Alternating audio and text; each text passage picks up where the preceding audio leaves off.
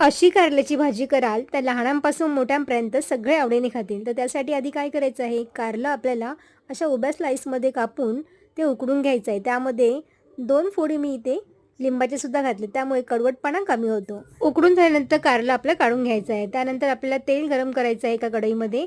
तेल छान गरम झाल्यावरती भरपूर असं लसूण घालायचं आहे. त्यामध्ये कांदा टोमॅटोची पेस्ट तयार करून घालायची आहे. त्याचबरोबर आपल्याला याच्यामध्ये 2 चमचे खोबऱ्याचं वाटण घालायचं आहे आणि त्याचबरोबर आपल्याला काही मसाले सुद्धा घालायचे आहे. तर इथे मी मीठ घेतलेलं आहे, लाल तिखट मसाला घेतलेला आहे, जिरा पावडर घातलेली आहे, त्यानंतर काळा मसाला सुद्धा घालायचा आहे. सगळं मिक्स करून घ्यायचं आहे. त्यानंतर आपल्याला थोडंसं गरम पाणी घालून मसाल्यामध्ये कारलंही शिजवून घ्यायचं आहे. त्यानंतर 1 चमचा इथे मी दाण्याचं कूट सुद्धा घातलेलं आहे. त्यानंतर थोडंसं पाणी आपल्याला आटवून घ्यायचं आहे.